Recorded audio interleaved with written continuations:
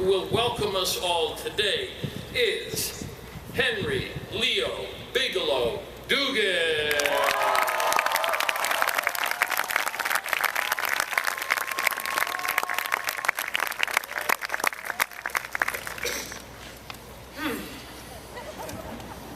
Hello everyone, welcome. It's good to see you all here today. I stand here before you having made my mark. Mr. Church, I'll be needing a new robe. With that out of the way, let me just say a great big thank you to the entire faculty and staff of Harvard-Westlake for leading each and every student to this moment. Graduation. Yep, we're here, we made it, and it feels pretty good. I'm honored to have been chosen by the class of 2012. It is a privilege to be the salutatorian, or the man who gives a speech hopefully stimulating or provocative enough to prevent sleeping grandparents. Needless to say, it's been one of my dreams from birth to be my graduating class of salutatorian.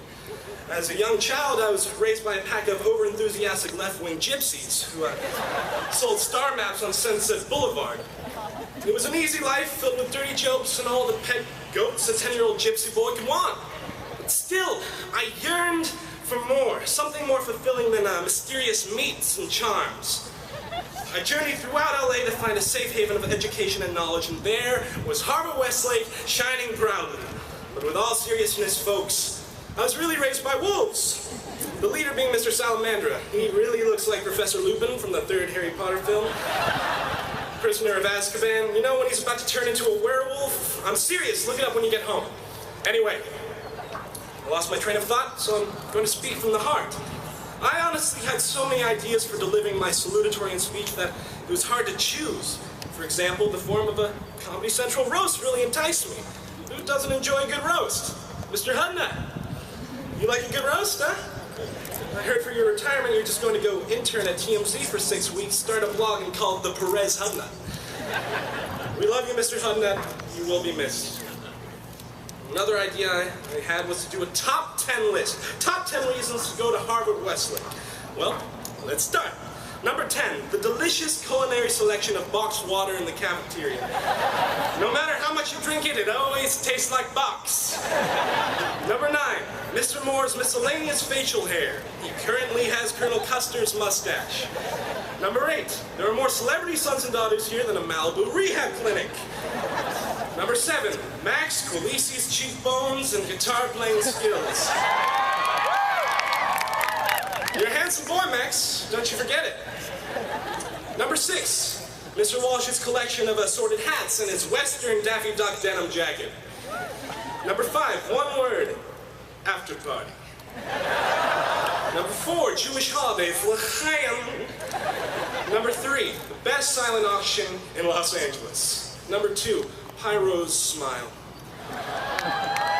And number 1, the fastest girls in the country are in our class. We got nudge. Graduation were a timed race. Amy Weisenbach and Cami Chappis would already be enjoying grad night by now. Harvard-Westlake embraces their students and encourages them to explore their interests and goals more than any other school I know of. Technically, there's no dress code, so if one brave student starts to ingrain himself in Amish culture by growing a beard and driving a carriage to class, Harvard-Westlake would welcome him/her with open arms, say, "Right on, Ishmael, keep up the good work, sport." That's what's so interesting about the class of 2012. We each have our own personal style or quirk that we cling to and show off throughout our high school careers. The class of 2012 might have some cliques, but we always seem to avoid labels somehow and rise above the stereotypes. Somehow, everyone is comfortable in their own skin and is proud to be a functioning scholar at this somewhat impossible school. I say impossible because the teachers here push us. They push us to go that extra mile and find satisfaction in our work. The faculty has a certain expectation for every class, and I think we excel far past that expectation in academics, sports, and performing arts. The friendships and connections we form at this magical place help us to achieve more than we could ever imagine by ourselves. We care for one another like one big, strange family. I think everyone sitting around me could say that Harvard-Westlake is their home and always will be their home in one way or another. I know the same goes for me. My parents both work at the middle school, so I've definitely felt a connection to this place. I think the reason why so many Harvard-Westlake students succeed out there in the world is because of the warmth they experience here. The same goes for the class of 2012. We're laid back, relaxed, not afraid to jump to the task. We're similar to Ron Paul. We focus on our work, but we can be pretty cool whenever we want to be. Who could forget Will Reagan eating that chunk of sheep brain in 7th grade? Yeah, that actually happened. What does eating fermented sheep brain say about the class of 2012? Some might say it's our ability to try new things. Our curiosity for learning never stops. Even when we are faced with an inedible challenge, we go right ahead and chew our hearts out, chomping for the satisfaction of experience and knowledge. I think we all learned that day that brain is not actually good brain food. We should stick to bagel bites or something. Let's be real though. Take some cojones to eat some cranium. So for that, Will Reagan, we salute you. I'm going to miss this school probably more than anything I'll ever encounter in my life. Every student here has shed blood for this school. I'm not talking about the secret fight club that meets at midnight in the dance studio at 3rd floor Chalmers.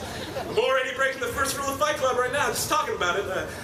We're desperate for more members. So far, it's just me and Jake Gyllenhaal. I don't win much. Anyway, I was saying we shed blood and tears for this school. For example, Lucas G. Leo was drafted to the Washington Nationals, and Max Fried was drafted to the San Diego Padres. I don't even have a joke about that. That's just freaking impressive. Each student in the class of 2012 shines as an individual, but that wouldn't be possible if it weren't for the way we support each other in our individual interests. If Harvard-Westlake is our home, then the class of 2012 is our family. We roughhouse a little, have some arguments here and there, but in the end, we respect one another like brothers and sisters. As President William Howard Taft once said, "Someone help me out of the tub, I'm stuck, it's cold and dark and very lonesome." Okay. Time for a real quote. Everyone look to the right of me for a moment. Come on. There you go. As we look out on our beautiful campus on Coldwater Canyon, it reminds me of a quote by Lily Tomlin, one of the finest female comedians of all time. "The road to success is always under construction." In this case, that quote has a very literal meaning. While construction continues to rage on Coldwater, we sit here, feeling sentimental, mulling over past memories, just momentarily about to step to our futures. We think that we're leaving this campus before we have to deal with this construction for a few more years, but that's not the case. We're going to have this construction for the rest of our lives. It acts as a reminder of what we can improve in ourselves throughout our college years and beyond. The construction symbolizes what we initially accomplished here at Harvard-Westlake, how we became better students and better people because of it. I'm not saying we're not beautiful, talented people, because obviously we are. I'm just saying there's always room for improvement and growth in this crazy world. Harvard-Westlake is only the beginning to what we can attain in our future careers. Congratulations to class of 2012. We graduate today not as separate students, but together. As one weird clump of a family in the same home that taught us how to learn and to love one another. Thank you very much.